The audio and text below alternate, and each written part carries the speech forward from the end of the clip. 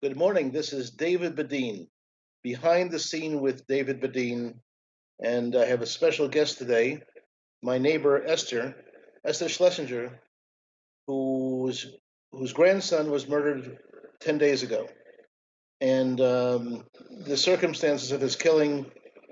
This brings a whole human side of the story of what's going on. Esther, welcome to my program. There's a great commandment to let my people know. And thank you, despite everything you're going through, that you're willing to be here to talk about what you're going through and to share with the people of Israel. So, Esther, Yes. What do you ask? what happened? What happened with Dvir? Yes. Dvir was 18, going to be 19 a week ago. He was very close to us. He was studying near 10 minutes walk near our home. And he came to us all the time, almost every day. And I don't know how to describe him because it will sound like I make it much more, but he was pure, loving boy, and really loved by so many people. His teacher told us that in the end of the year, he asked every student to write down 2 names of their best friend. When he opened the notes, he found out that most of them had his name. He was always such a special person, such good light. Esther, do we have any idea who committed this crime? No, it was very easy. So easy. 1 minute, somebody grew all his life trying to do this and this and this, and somebody other came. He never did anything to him. He doesn't know his name. He did not take anything from him. He came from the back, put out a knife, and that is, and he disappeared. He finished his work. He will be very, very proud in his village. He will be paid by the Arab organization. And he did something heroic. All the context is that the Palestinian Authority has established an unprecedented fund to pay, to give a gratuity, a prize to anyone who will murder a Jew. In this case, we're talking about Esther's grandson. I can't describe him. He was a boy. He was 18 years more than a boy, but really lived in a world that he built, his family built, a loving surrounding, doing good. For example, the last 2 or 3 months, he saw a hamor, how do I say? A donkey. A donkey who was beaten, who was ill, who was very, very thin.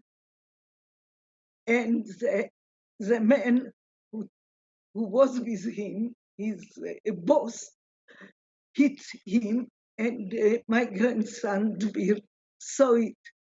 And he went to this man and asked, "How much do you want me to pay to buy your donkey?" and he saw a stupid boy who wanted to buy such a donkey. He said a very high price.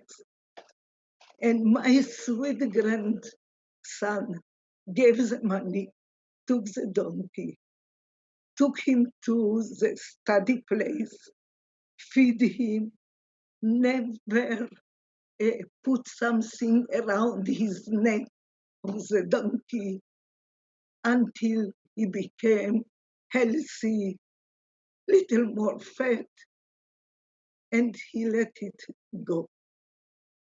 So This was he. And he called the donkey, Ahavat Olam. I don't know how to. Ha'avat Olam, the love of the world. Love of the world. This was the name of the donkey. And near the students where they were living, he made a garden. Whenever he came to me, he took tools to make the garden better. He was such nothing evil was in him. I loved him. Esther has been my neighbor for 20 years, and we saw Dvir grow up. And again, he was just about to become 19. And the story of a young man who was murdered in the context of the policy of the Palestine Liberation Organization, establishing a Palestinian Authority fund, an official fund to award anyone who murders a Jew. And the two killers were caught, and they're going to be awarded this week. And the question, why the world allows this to happen, why the world does not punish the Palestinian Authority for such a crime, why the people who write the checks are not disciplined, are not arrested, and why Abu Mazen, also known as Mahmoud Abbas, why he's not arrested for this crime. Even now that we are in such a pain, I don't להתחלף. I don't want to change. I don't want to change with them. I don't want my grandson to be a murderer. I don't want any evil, any bad thought to enter to our family.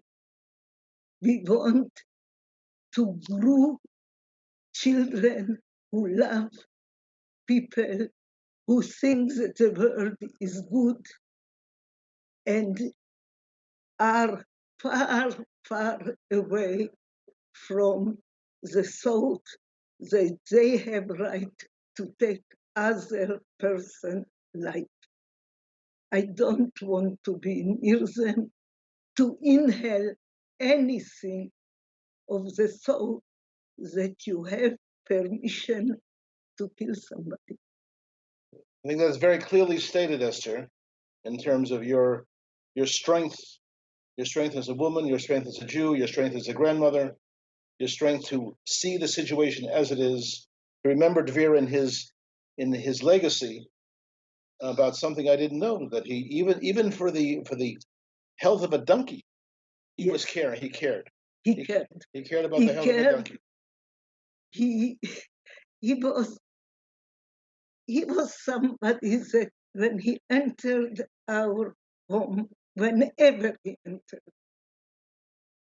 it made everybody smile because he was smiling. He was having a good feeling to anybody who is near him. This is the legacy of Dvir Sorek, the grandson of Esther and Tovia Schlesinger, our neighbors the past 20 years. Thank you. Well, the role this morning is to get this message out to the Jewish people and to the people of the world. This is the most unreported story, with so many reporters who come to Israel. And you know that my work for the last 32 years has been to work with the press in the most reported story in the world, however, the most neglected story in the world. This story about the fact that there's a killer incentive fund has not gotten into people's consciousness. It's not known. It's not discussed. Even though 4 years ago we found the document of the statute in the Palestinian Authority legislature in their law system, which actually gives the precise details of what everyone gets when they murder a Jew. And it's not only that they get that the killer gets the money, but the family gets the money for life, and they become respected for life. Now, there are people say, "Oh, this is a Nazi idea." The German Nazis, and Esther will tell you in a minute about what her experience was with the Nazis as a child. The Nazis never had an incentive for killing Jews. Of course, they organized enough people to murder Jews, but there was no incentive in their law that if you kill a Jew, you get such and such amount of money. Nor was there a system for honoring someone who murdered a Jew. Esther, you survived the Nazis as a child. I was 5, 6 years old in Hungary when the German came in, took over, and I don't know what I have to say, but the result was my mother, my brother Mandy, my brother Dudi, my sister Ruthie, my baby brother, all of them were killed in Auschwitz-Birkenau, and I never saw them after it. I was in ghetto. I was hidden as a child, and they hide me because I don't look so Jewish. And this is why they accept me to be hidden for a lot of money. Then I was again in Budapest. I was they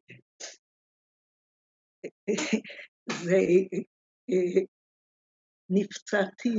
You were hurt. Not hurt. A bullet entered to here,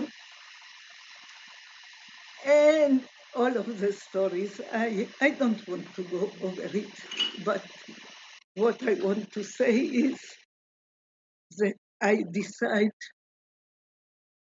bad people, bad soul, bad will not enter the families that I will be in Israel. Only in Israel I can be myself. Everywhere they want me not to be a real Jew. Here I can be. My husband is professor for health physics, and he could stay with a high salary in many places, but we feel, I have to say, safe only here. Here is our home. We don't have another place. Esther has written a book about her experiences as a child, as a hidden child, and maybe one day someone will come and offer to put it into English. It's a powerful. It is in English. Oh, I didn't know that. I have it in English. Oh, here, I didn't know that. Esther, tell us the name of the book. Candy for Mommy. Candy for Mommy. Okay. You know why? Why? After the Holocaust, I grew up in orphan institute, and once in a week, they gave us 2 candies, one white and one red. And I love everything sweet, but I went to the garden, to a place. I took a little paper and I covered the candies, and I prayed to God, please God, give it to my mommy. And I did it every week. And I ask him every week, did you give it to my mommy? I never heard the answer, but the name of the book, Candy for my. Well, and can people get this book through Amazon? No, but I can give you a lot of the books. You can do with them All right, but whatever you like. How can they order the book? How can people order your book? If you want them to call you, Uh-huh. I will. Here's the story. I didn't expect this. This is our new project, marketing Esther's wonderful book, which we read in Hebrew. We did not know it was in English, but we have a website, IsraelBehindTheNews.com, and on the IsraelBehindTheNews.com, there are all the ways that you can be in touch with us by email, by Twitter, by by fax, by phone, and you'll see and be in touch with us if you'd like to get a copy of Esther's book, and I will make the connection. It'd be an honor to make the connection. Letting people know what's I always say for people watching this program, and this is basically the first edition of Behind the Scene with David Badin. That part of our story is I call it "Let My People Know." If we can, if we can, in a little bit sensitize the people of the world to what's happening here in Israel, what happens to the people here in Israel. And this is Esther, in a sense. She covers a few generations, few experiences, some terrible, some positive. And But I have to tell you, please, it happened, and the community where my son lived, and here where we live together, is so warm. They hug you, they take care of you. I did not have to make any meal from the time it happened because all the neighbors, everybody came and helped. We are really between, it is in the Bible written, בתוך עמי אנוכי יושב. I sit among my people. Here they feel what I feel. They understand the sadness, but we will continue to build. We will continue to make this place the best place for Jewish people. thank you, Esther. You're welcome. I think that was a short interview, and we'll wrap it up today. Behind the Scene with David Badin. You can see our website, IsraelBehindTheNews.com. Send in your comments, your questions, and we're looking forward to doing this once a week to bring the reality of the people of Israel to you in a way that's open, that's clear, that's from the heart. Thank you.